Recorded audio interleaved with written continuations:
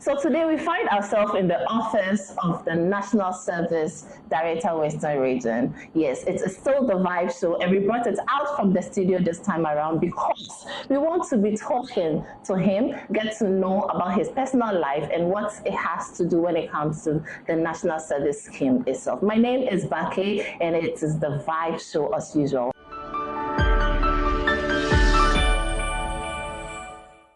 I'll be talking to Mr. Oketechi Amankwa Afrifa, popularly known as OKT, today, and I'm in his office, as you can see, and he's right here with me. Hello, Mr. Amankwa. Yes, ma'am. Okay, so this is the Vybez Show. Just as I said, we'll be talking to you, getting to know more about you. So tell me about yourself. Oh, I think I'm just an open book. I'm Oketechi Amankwa Afrifa, former broadcaster, now doing administration and politics, and still a media person because I don't think I can run away from the media circles. That is where I'm known more. But I'm also a minerals engineer. So a minerals engineer turned media and political person. Wow. Yes, that is what I will say generally, and that has been what I've been doing up to now. Now it is more of administration and politics. So it's just the other ones. When do you intend going back to it? Oh, it's all part, so we'll see. But now that is where the concentration is. Yes. Okay. You made mention of media and all. Where did you used to work? Well, I started from Tree City Radio, moved to Capital Radio in Kumasi. Then when I came to school at KUST School of Mines, now UMAT, University of Mines and Technology, I was at Dynamite FM, you know. Then after school, I was appointed the general manager of Dynamite FM. And I was there till 2018, I came here. So take me through your school. Where did you start? And let me know. I want to know when the... I will start with the secondary school. I went to Vybez Secondary School. I'm a young soul. Okay. I was there we are the last batch of the SS4. We ran away from the SSS and... I went there for 7 years. That is O-level and A-level at Vybez.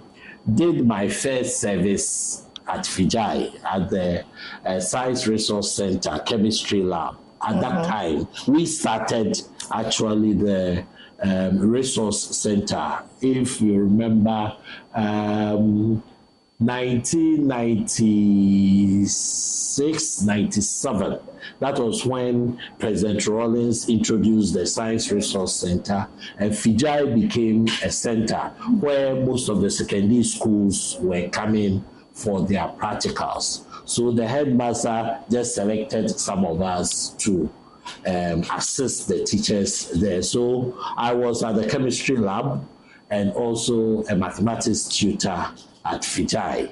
So I was there till 1998 when I left for Kumasi, and in August, September I came back to the region again to Takwa to school. Okay. You've made mention of your political side, your media side, and all, but I know you to be the son of a former head of state. That is where the politics comes from. You did mention that, So tell me how it feels like to be the son of a former head of state. Oh. Or how it even felt like before, growing up and all.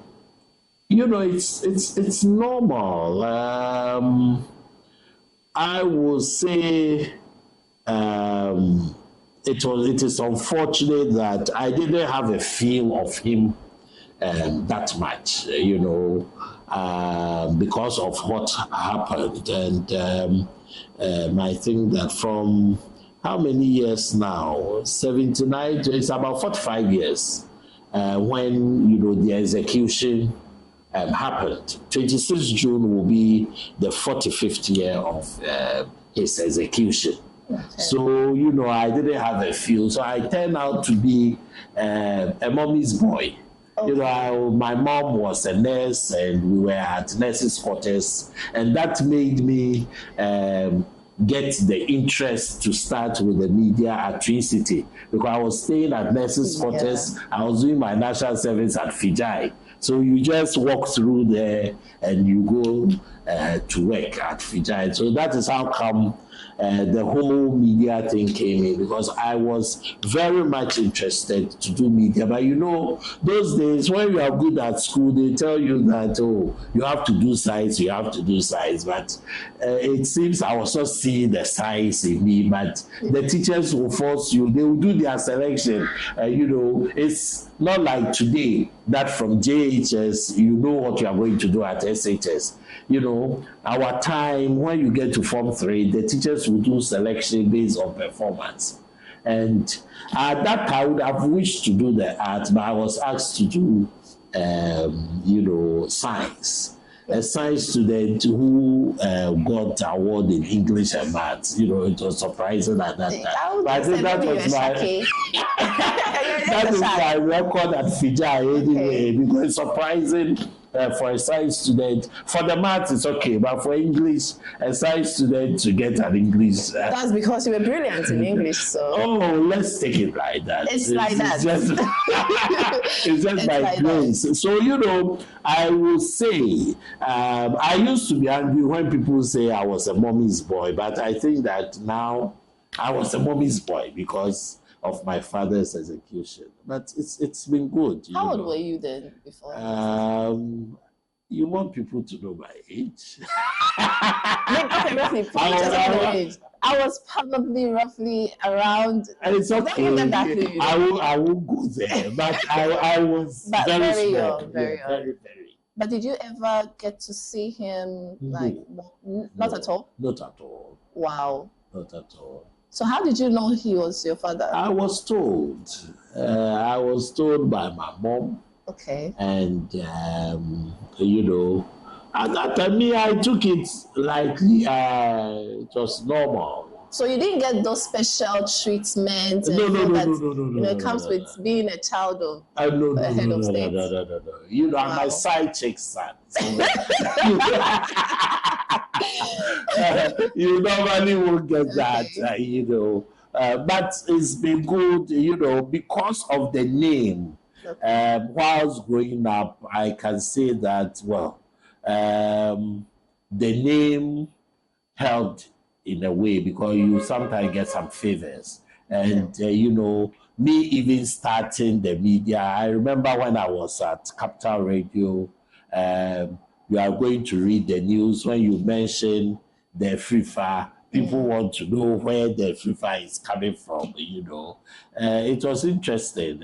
But, you know, Ashantis and our names and the rest. But it's all good, you know. We've learned a lot. But that, I think that has really encouraged me to also be in politics, to read more about him, to engage more in politics. And politics is good. It's good, you know. Anybody who knows me know that service to humanity is my hallmark. So I believe that you should serve in whatever capacity that you find yourself. And that made me also like the radio, because I was seeing myself to be the voice of the voiceless. As we always say, you come up with issues, you try and solve it, and the rest. So still that encouragement is there. Yes, it's still there. Now let's get to the national service side. I normally ask questions that people normally ask out there. Sometimes it doesn't really sound so cool, but I try to ask those questions just for them to also get that clarity. Sure. So how important is national service anyway? It is very, very, very important, because if you look at our Ghanaian system and the way looking for a job is a problem. National service is important because it is not every institution that has attachment as a requirement. You know, some of the institutions and some of the courses, attachment is, how do they call it? They call it industrial attachment. It's a requirement. You will go, your lecturers will come and assess you, they will interview the heads of that place, and they will mark you. Else you can't complete. It's not all courses, it's not all institutions. But the national service is supposed to give young graduates the opportunity to have a feel of what is ahead of them in the job market. But because of our protocols and, you know, the normal Ghanaian favors, that is why, you know, you might think that it's not necessary. You know, previously, we were just posting people to, for instance, schools. Whether you have educational background or not, you go to schools. But now we don't do so. Now we realize that the national service posting was more or less being a cause of the high unemployment rate. So from 2017 up to date, we do our posting based on the person's course of study. At least we make sure 75 to 80% of the people we deploy go to where they are needed. But our protocol system normally tend to spoil everything. Because as you think that, oh, this person has done journalism, let me post him to Westline TV, because Westline TV has brought a request that maybe, oh, we need 2 journalists, 3 marketing people, we need 2 graphic and design. So us at National Service, we will know that Westline Media or Westline TV needs these 7 people. But those outside, they don't know. Somebody might just walk to Westline Media, and because maybe he goes to church with Titus, Titus will also give the person assurance letter. They'll go send it to them, will take you. Maybe the person's qualification is not even in the qualification they've requested for. That is what is worrying us. When you say those outside, what are you referring to? We are referring to our normal Ghanaian relations, our church people, our family our friends, our big men, you know, influences. But I thought it's National Service Scheme that actually posts them. Yes. So how we post according to request, but I will say that some of the HRs don't help us. Because just as I was using Westline Media as an example, the HR will bring the request, you give them the people, they will go there and they will reject them because some other people that they can't turn their back on have already sent their relation to. Sometimes we decide not to even register them because they didn't request for the qualifications that they've taken. You know, because assuming somebody will come with a diploma in basic education and the person has been endorsed by an institution like these industrial or mining companies. Me, when you come, Western Region, I always tell people, I won't register you. Because diploma in basic education, you are needed at the basic school. That is what you've gone to learn.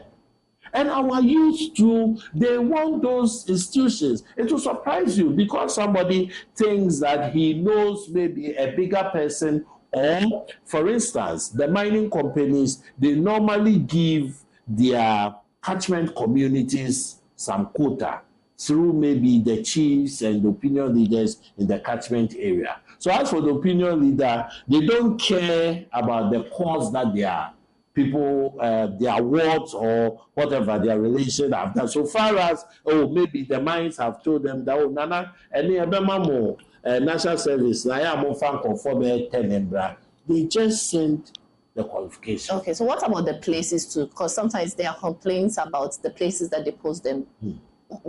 We post them according to request. They choose the place they want to? No, the only thing you can choose is your region. Apart from that, you can't choose the place. But most of the time, they complain of the places. No, most of the time, the places they end up going to work and all that are like more of the remote areas. But the remote area, one aim of national service is to help in rural development. Yes. So if we want to be very critical, we should send all of them to the rural areas and leave the urban areas. Are they being paid for that? For the job they do there? Yes. But there are complaints too that they don't get paid at the places that they don't get paid. As we are speaking now, I know that we've paid them up to the end of March. So it means that we are owing April, May, and now, June is also about ending. So it means we are owing them 3 months. But I know maybe by the close of this week, we'll pay April, and maybe middle of June, we'll pay the May and end of June. We want to catch up. We really want to catch up. That's management's decision. But, we also don't pay from our coffers. All that national service does is we prepare our voucher that these personnel have done their work for this month and has to be paid. And it has to go to the Ministry of Finance before it gets to controller. Then controller pays to Gibbs, who manages the e-switch. And, it takes time. So now we've decided to move on to the Ghana Pay system, because we've got to realize that some of the delays is from the e-switch, games, e-switch approval and all that. So if you ask those 7 now, we've sent them messages for all of them to move on to the Ghana Pay system.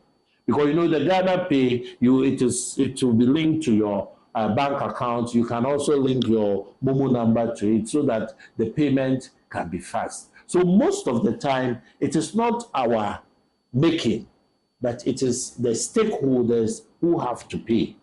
Because, it's government that has to pay. We just prepare the voucher for them. That is what they normally don't know. But we hope that this Ghana Pay system will make them, get their pay early.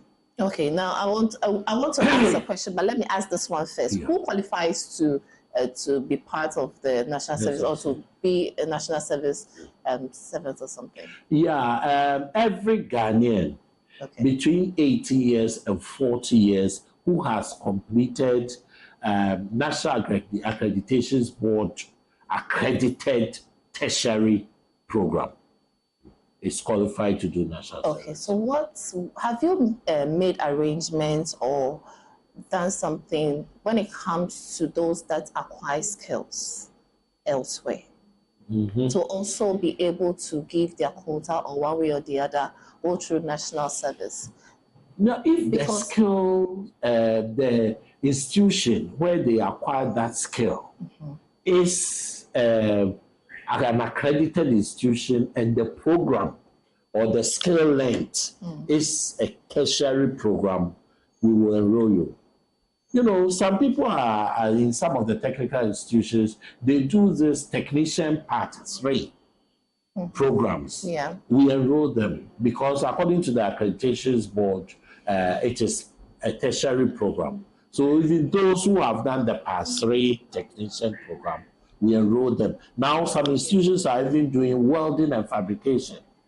And it will surprise you that I can say it's a hot course for our industries around. Nearly all of them need that welding and fabrication course. Okay. So what are some of the challenges that so far come to you? The biggest challenge, my sister, is the infiltration of the protocol. And it is the Ghanaian system. You can't do away with it. What are you doing about it? You'll be strict. We need the support of our HRs. We really need the support of our HRs. Let us stick to the requests we give to national service. You know, in Western region, what I do is after our posting conference, I send every HR the people that we've officially posted to them. You know, because definitely, just as we were talking about industrial attachment, some of the institutions, they identify very good students. So they write to us that, oh, these people did the attachment with us. We would like them to come and continue with their national service. That one is allowed, you know. But after that, the others. So our appeal to our HR practitioners and HR managers are, let us stick to what we request for. And our appeal to our prospective personnel too, that you don't know what God has for you in future. You might think that we've posted you to a village, but the mark that you will leave in that village can be your breakthrough. Because we don't think that we post people to where, you know, people are not living. And you bear with me that even if you leave your comfort zone and go to other places, you can save more. I know of a school in the Menfi East area where every Friday you are supposed to bring the farm produce of your parents to the teachers. Okay. And the same institution too, they have this community management, school management teams. Yes, I think that's how they call it. School management committees. They also give them envelopes at the end of the month. So imagine you are at such a place. You wouldn't need to spend that much. Your national service 715, you can be saving it so that after service you use it for something else. But somebody wants to be in the urban area, they want to be in Takoradi, he will take 3 or 4 cars before he gets to his workplace. And how can you save? Okay. Then you send the burden back to your parents. So I think that now that we post according to where your qualification is needed, they should leave us and they will get better places. Okay. I learned applicants can quit after 6 months. How true is That's that? not true. It's a 1-year program. That's not true. But do you see most of them quit? Yeah, they want to do that. But as the way our system is, if you quit after 6 months, you won't get access to your annual assessment forms for you to get your certificate. So you can't get your certificate because you get access to the certificate on the 10th month. So if you quit after 6 months, you know, you have issues. Okay, so how can an applicant apply for NSS? Oh, they do it with their schools. You know, we write to the schools for the final year list. We take their index numbers, date of birth, their emails, their contact, the course of study, their qualification. So the list is normally taken from the school's registry. Then we also open some 2 months for private applicants. You know, there are some people who, for one reason or the other, can't do the service with their mates. And some of them travel, others to ill health and the rest. So we have that room for you to come and register as a private applicant. We have that one too. But most of the time, we take the list from the schools. Okay. So we've been talking to OKT, as I told you, who is the National Service Director, right here on the Vybez Show. My name is Bake. Just as I told you, let's go for a quick break and we'll be back.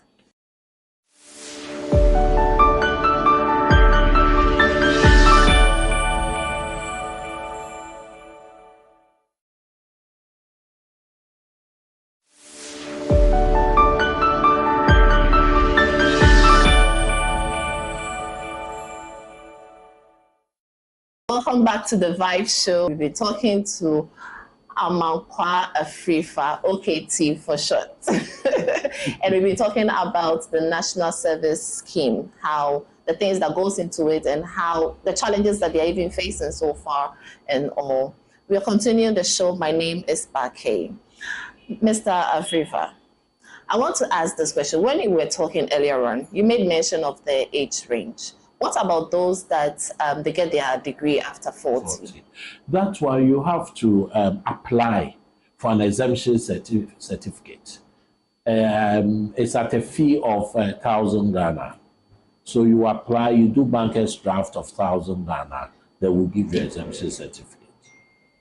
Wow. So the other ones, do they also pay that much? If you are working, okay, and let's say you do top up, okay, and we are to post you, we post you to where you are working so that you continue your work, you continue to get your pay, then you pay 5% of the national service allowance to the scheme. Okay. And the private sector too, if you request for national service personnel, we take 20% of the allowance as administrative charges. So those that are in the private sector, that's the private institutions. Okay, so those that are like 40 or above, do they get the allowances that the national service? No, you won't get any allowance. You just pay and we give you an exemption certificate. So you won't do the service. But do you really think it's necessary for them to even apply? Oh, they have to, because now it's a requirement when you are going to look for a job. The national service scheme is not just there. It is a constitutional requirement of this country. So if you don't go through it, what happens? If you don't go through it, it means that you want to do your own private business, because you can't be employed in the normal stream and maybe some bigger institutions. Okay. So it's very important. People come here to cry, I always tell our prospective personnel that they should consider the service as a final year course. Because who knows, but some of the institutions are doing very well. Those who have good working attitude, they employ them. Okay. These HRs that we are talking about, it's funny. There are some of the institutions, the HRs themselves, they got themselves into the institution through the national service. And they tend to be mafia the person who goes there. So what are some of the things that they do to them? Like the rejection, and they reject because maybe their board members have brought their list, and they have their quota. Okay. Yes. Okay. We've talked about the national service. I want to know something that is personal though. Why you told me earlier on that politics and all actually made you quit the media, but tell me your experience when it comes to the media. Oh, it's interesting. I still like the media. I really enjoy the media. Your experience and some of the things that you did and all. What can I say? I've really worked throughout: producer, newsreader, news editor, programs manager, marketing manager, general manager. So, did you end up there because it was a natural talent, or you practiced? I think it was natural. It was natural talent. And, because Dynamite was a campus radio, it gave me that platform. Because when I was already in the media before I came to school. And when I came to, within the first semester, I was there. I was appointed programs manager in my second year, first semester, so it was there after school you became the general manager. You seem to be very good at anywhere they put you, like at places that they put you, because looking at the politics side, your current job, the media, in school, even getting awards for courses that you weren't really. Yeah, I think that's me. Okay. It's surprising. It's like I'm always off my normal track and I excel there. It's surprising, but I think that is my destiny too. And that's one qualities of Shakis. Oh. Okay, so let's talk about the media before and now. What do you think? Now it's very easy. Easy? Yes, because, I remember those times. At Capital Radio, for instance, you need to record BBC News to transcribe. Okay. Sometimes you need to record GBC radio news. Your editor reads, okay, transcribe this story. You come in the morning, the papers come, then the editor might take some, stories for you to rewrite them for the news. But now you just go to the internet and everything is there. There is no transcription. You can get your voices on the internet. If it's BBC, you can get some podcasts. You just do your editing and you are good to go. So now I see it to be very simple. My only issue with the current, especially the morning show hosts and producers, is they are becoming lazy because of the laxity of the easy way of getting information. Because you and I know that there are some of them, they just don't prepare. They just get behind the microphone, they go to X, go and check the trending stories, then they start talking about it. No research whatsoever.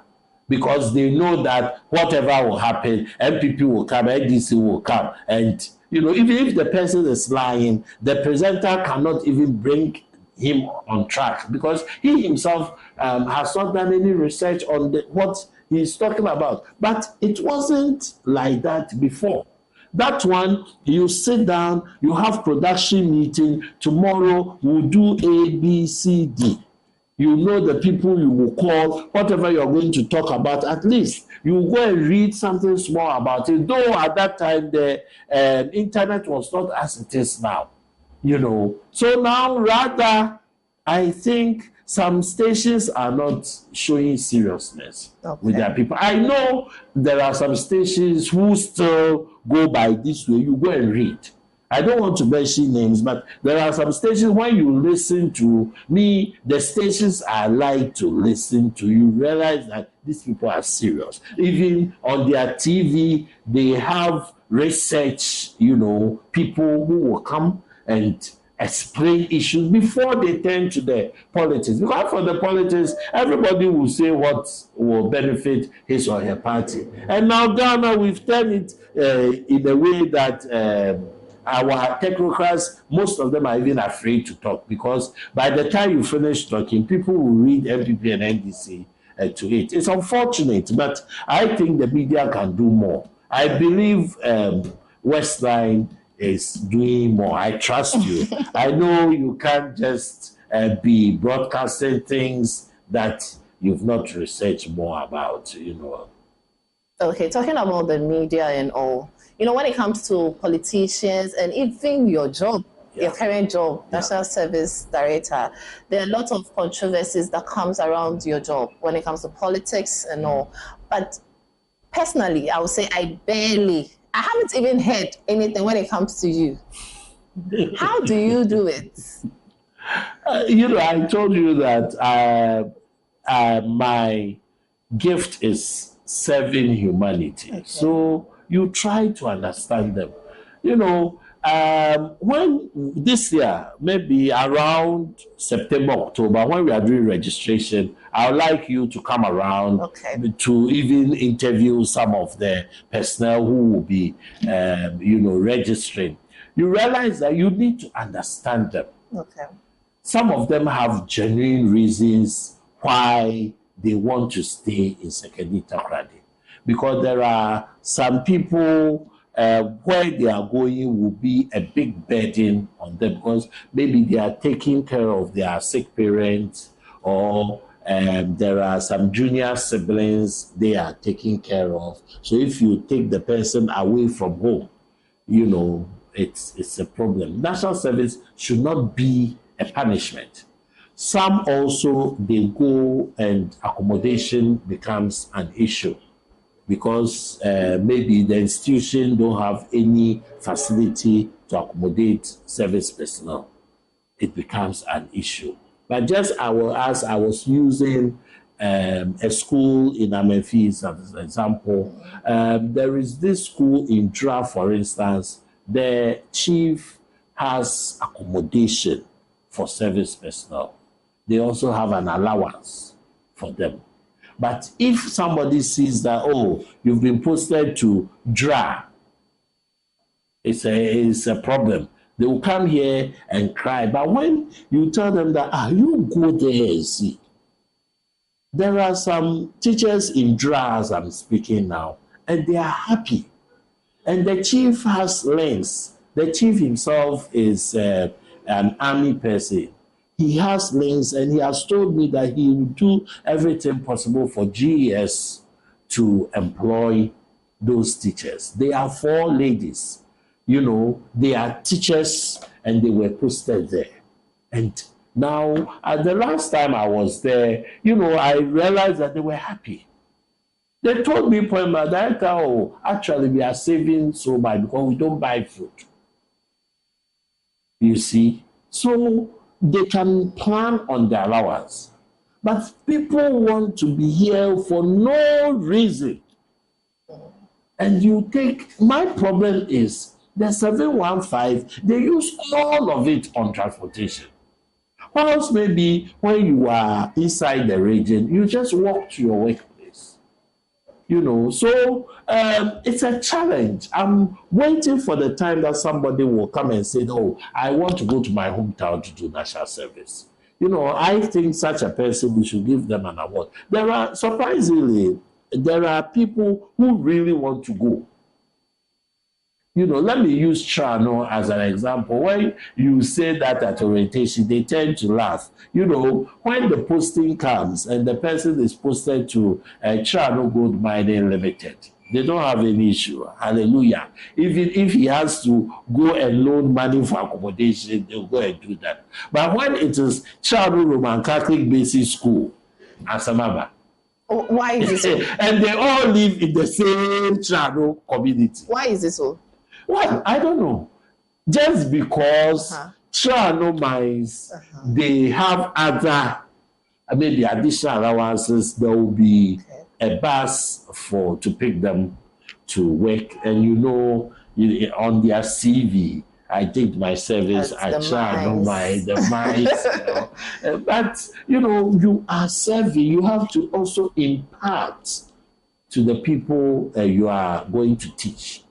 And now it surprises me that if you're a teacher and we've sent you to, let's say, Chano RC basic school, you should be happy because these schools, the mines is their catchment area and they have some provisions for them. Okay, do you think that the places that most of the time they are sent to have effect on the jobs that normally they want to do in future? Yes. Say, example, somebody is posted to Chano Mines, as you said, and someone too is posted to Chano Presbyterian. Yeah. In the person's CV, definitely is going to look nice, appear very nice. Sure. Do you think it's because they know, or they've realized that it has an effect on the jobs that mostly they want to apply for? That's why sometimes when they are posted to some places, they don't exactly so. And personally, I understand them. That is how come we won't post, let's say, a mechanical engineer to Chano Basic School. No. Whilst the mines is there. But if you've done basic education, you've done bachelor in education, basic education, you have to go and teach. Yeah, but you can't go to the mines. But the place, there are people for you to impart to. So why don't you send the Chano people to those places? No, look, I think Goldfields Ghana Limited, Dama Mine, they are doing graduate training. And those who are from the catchment area and they did education, the mines have taken them and they are teaching in the schools in the catchment area. And the mines pays them. The Golden Star Wasa is also doing the same. Just as I was saying earlier, as for the community, they give them their quota. They don't care about the qualification the person has. So these companies have to sit down and screen the, the qualifications. And they take the ones that are beneficial to the mines. The ones that are not beneficial to the mines, they send them to the catchment community schools to teach. The only thing is that they are paid like those in the mines, so no complaint. You see? So it means that most of them, it is the money. Because they are paying those at the mines 10 cedis, those teaching in the catchment community schools are also getting the 10 cedis as service allowance. They also pick the company bus to work and all that. And surprisingly, they take it like that. I quite remember I met them on my monitoring sometimes. I said, hey, if it was national service that has posted you to this school, it would have been an issue. But because it is the mines, after the orientation, the mines told them that, oh, as for you people, your qualification, we don't need it in the mines. So we want you to go and teach in these schools. They didn't complain. Just because they are getting the same allowance as those in the mines. You see the mentality. Yeah. Okay, so we're still on the Vybez Show. My name is Bake. Let's go for a quick break and we'll be back.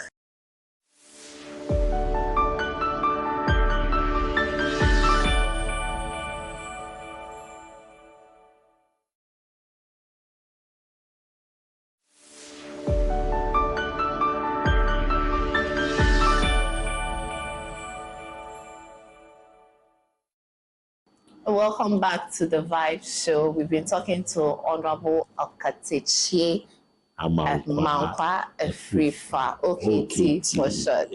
And we've been talking about the national service and the things that goes into it so far, the challenges they've been facing and all. We'll be wrapping up very soon, but before we go, I want to ask him, what's your final say on the national service scheme? What I will say is it's a good thing. Okay. Now, the scheme itself, our focus is deployment for employment. Okay. And we just don't deploy. We deploy based on request from the institutions. So if you go and do your connection and get the posting, that is whereby you go to the institution and you are rejected. Okay. Because maybe your qualification, they don't need it there. You know. So I would just appeal to prospective persons that rather they should pray so hard, because now we deploy based on their qualification. Somebody came here and was so happy. He has no connection, no that. I think he did mechanical engineering. Okay. And when the posting came, he was posted to one of the mining companies. He went there, they accepted him. So when he came here, he was coming to thank you. I said, it's not me. It's because of your mechanical. They needed them. You know, mining engineers, the mining companies need them. Actuarial science people, most of the institution needs them. Now, as we are speaking, I expect every institution to request for an IT or computer person, as well as a graphic designer. Because now if you're a serious institution, you have to get a good social media presence. And who is going to check that for you? You need about 2 because of the work. I will prescribe that they take 2 so that they can be sharing notes and the designs they can discuss. You know, I've also told some of the institutions that they should start, you know, advertising the courses and what they do. Because there are some of the institutions, they don't even understand some of the courses. A typical example is renewable engineering at UMAT. Renewable engineering is equivalent to electrical engineering. So if you request electrical engineering and maybe we don't have enough electrical engineering and I give you a renewable engineer, that person should be able to do the work of the electrical engineer. But if the institution doing those courses, you don't, you know, market the courses so well, the HRs will continue to reject them.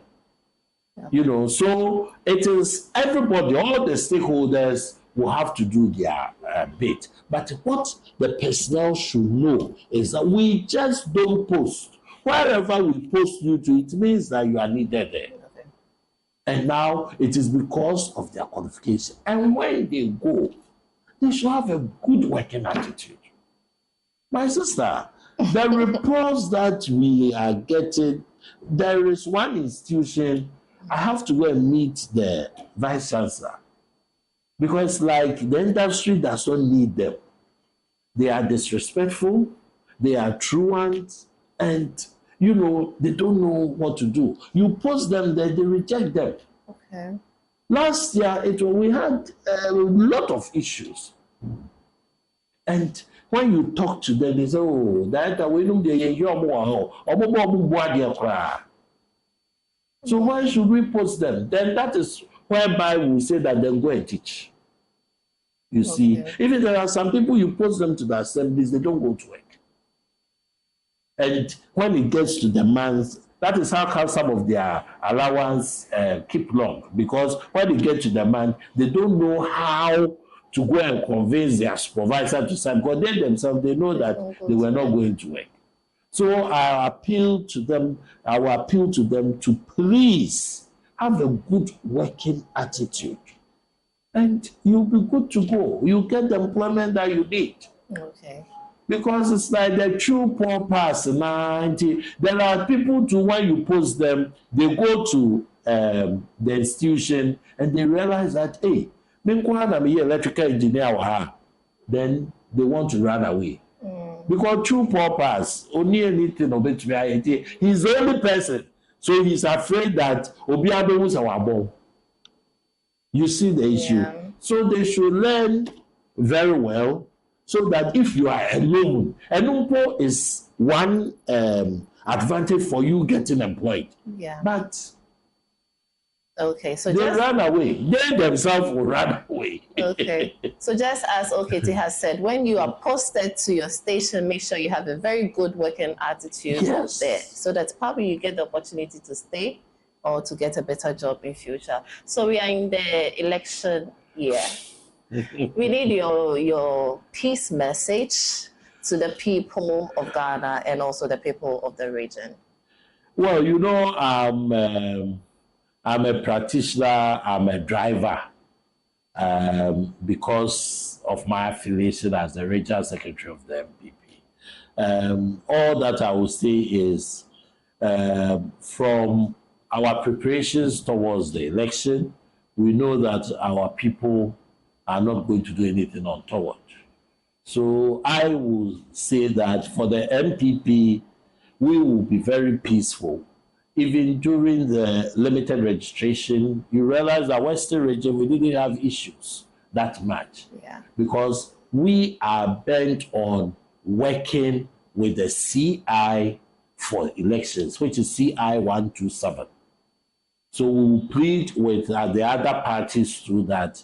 The Bible for the election is the CI 127. They should read it and let us all abide by it. It was our people in Parliament who came up with the CI. So let us abide by that and let's have a peaceful election in our region and the country. Thank you very much, Honorable Okatechi Efrifa. It's been nice talking to him. We've learned a lot. I'm sure you have heard a lot too. This is the Vybez Show. My name is Bake, and